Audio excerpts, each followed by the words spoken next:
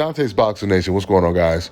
So, leading up to this fight, Teofimo has been talking more about Terence Crawford than Jermaine Ortiz, implying that he wants to fight Terence Crawford next. But every time he mentioned Crawford's name, he would try to discredit him as much as he could. Every single win Terence Crawford got, at least the big ones, Teofimo made excuses for all of Crawford's opponents that lost, which is so ironic because Teo is the same fighter that told Deontay Wilder to stop being a bitch and take your loss like a man. Stop making those excuses and just come back stronger. While at the same time, he praised Tyson Fury for the win, even taking pictures with Tyson Fury. But now when it comes to Terence Crawford, you want to defend everyone that lost to him and not praise the man that beat those guys? Listen, I always tell you guys, there's a big difference from rooting for your race or your nationality as opposed to rooting against a particular race, like the black race, meaning you don't care who they're fighting against because you're not rooting against their opponent,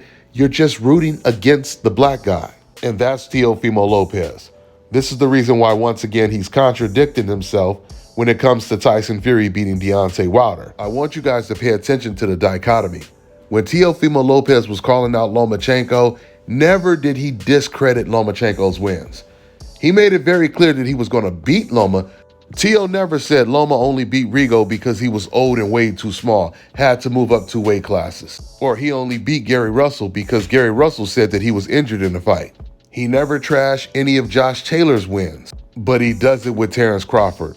He ain't fooling nobody. We know what time it is. He even went further, making fun of Terence Crawford, laughing at him because he didn't get Fighter of the Year when we knew Terence Crawford deserved it. They went back and forth in a heated exchange, and while Terence Crawford was giving Lopez his credentials, Lopez said, yeah, and you still didn't get Fighter of the Year, with LOL emojis. And this is the reason why. The only thing Terence Crawford had to say about Lopez when he got in front of cameras was Teofimo Lopez. You don't tear someone down that you claim you want to fight. Usually a fighter will tear someone down that he's trying to avoid, which further proves Teofimo, he never wanted the Terence Crawford fight. He's only using his name as a deflection to avoid any questions of fighting Devin Haney. If he says he wants to fight Terence Crawford next, then most questions will be about Crawford as opposed to Haney, until we find out that Teo is not fighting Crawford. So when Terence Crawford reacts this way to a Teofimo Lopez fight, that's the best thing that Teofimo Lopez could have ever heard. He thinks everything is going according to plan, because the plan all along was to fight someone like maybe Rolly versus Cruz winner and avoid Devin Haney while avoiding Terence Crawford at the same time. But once people find out that he's not fighting against Terence Crawford, the pressure is put back on him to fight Devin Haney. And now Teo's strategy is just to tell people, hey, you guys, I called up Devin Haney. I called up Devin Haney and he didn't want to fight. But he doesn't want to go into detail of how the conversation went. See, I know firsthand how the conversation went. Eventually, Teo Sr. got on the phone with Bill Haney. And Teo immediately told Bill that we are the A side and we are the lineal champion. Now, keep in mind, before they had this conversation, Sr. had already went on record in front of Bill Haney saying we want $10 million.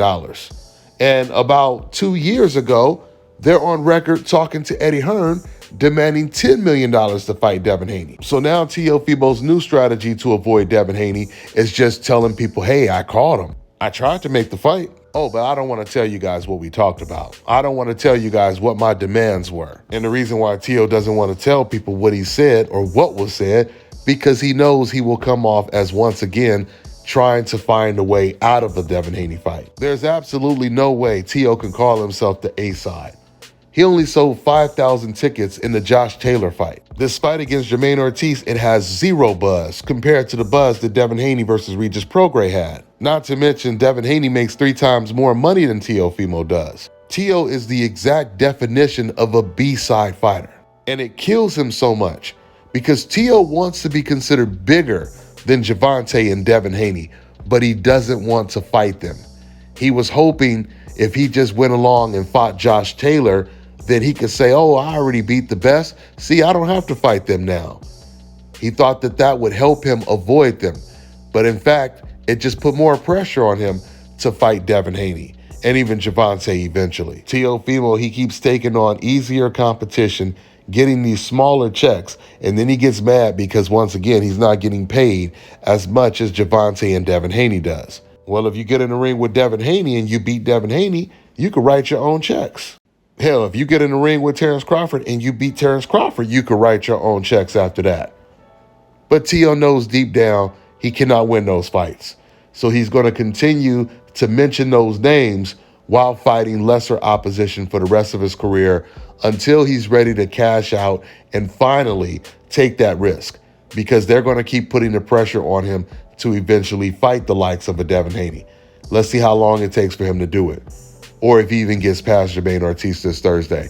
That's all I got for now, guys. I'm on to the next one. Quickly, but you said every fighter Crawford beat at 147 was injured. So do you feel the same way about Lomachenko, because he claimed he was injured against you and Josh Taylor said he was worn out?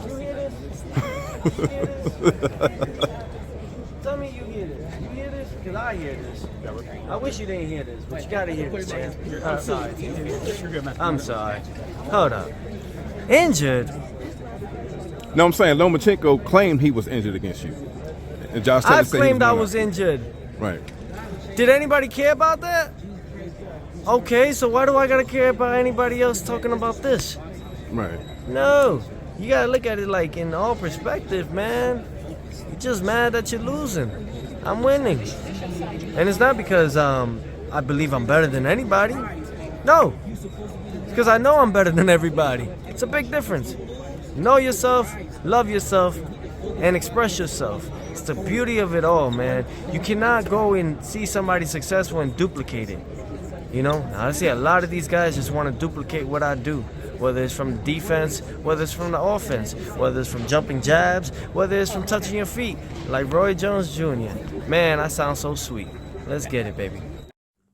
Fellas, I've got some great news for you. If you've lost your hair or have a receding hairline, the time has come when you can finally get your hairline back through a process called scalp micropigmentation. So here's how it works. It's a hair tattoo that replicates the look of your hair follicles when you have fully shaved it down. So to get this hookup, make sure you follow and contact my man Scalp Carolinas on Instagram. All right, now check this out, guys. If you're looking to repair eczema scars, burns and bruises, dark spots and blemishes, Fever blisters, diabetic ulcers, this right here is the perfect product for you guys. It's called Elo Deki Face and Body Oil. Athletes and top-ranking boxers, they're also using it after training to reduce swelling, inflammation, and to ease the pain. So get yours today. Go to elodeki.com. like them on Facebook, and follow them on Instagram.